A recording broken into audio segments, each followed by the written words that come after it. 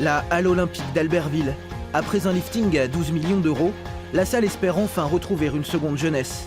Ici comme ailleurs, les installations des Jeux ont rapidement vieilli. Il a donc fallu réinvestir. C'est un équipement qui a été créé pour les Jeux Olympiques de 1992, qui a eu des belles années après la période olympique. Et ensuite, l'établissement était vieillissant, donc une restructuration a été mise en place avec une extension et on a travaillé beaucoup la modularité de l'outil.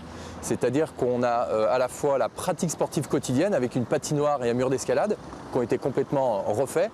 Et puis on a la partie événementielle dédiée avec 3 secteurs d'activité, la partie développement économique, les salons, les séminaires, la partie concert et la partie sport.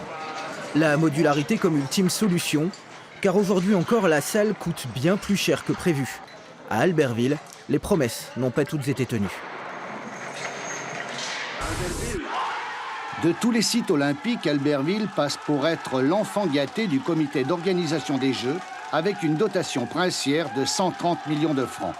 Albertville passe pour être aussi la commune ayant le mieux négocié sa participation financière, 15 petits millions et 15 hectares de terrain. Exploit signé Henri Dujol qu'il faut saluer quand commence à germer dans certains esprits l'idée que les Jeux pourraient ne pas payer les Jeux. Oui, c'est vrai, nous avons bien traité, mais je crois que nous étions un petit peu à part des autres, puisque la majorité sont des villes touristiques, des grandes stations qui ont des finances beaucoup plus larges que les nôtres. Des installations qu'il faudra cependant gérer après 92, d'où la perspective peu réjouissante d'impôts supplémentaires pour les Albertvillois. Entre 90 et 93, la taxe d'habitation a bondi de 40%. Aujourd'hui, Albertville est revenu dans la moyenne. Mais le stade, le théâtre, comme la Halle Olympique, continuent de gréver les comptes. La photo déficit de fonctionnement, leur reconversion ne fait donc encore que commencer. Aujourd'hui, les infrastructures perdurent encore, donc on voit bien que cela a été pour les Jeux Olympiques des investissements utiles pour l'après-olympique. Il y a juste quelques jours, nous avons eu les championnats du monde de handball.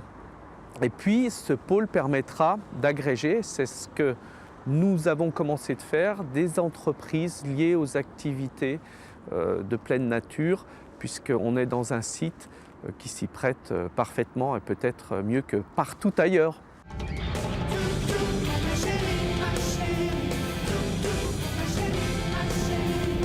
Ce soir-là, à la Halle, Paul Naref a fait le show. Johnny Hallyday et Christophe Mahé ont aussi fait escale à Albertville.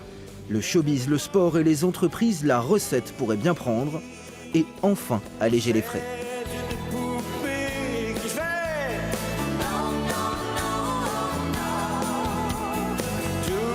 Toute la journée.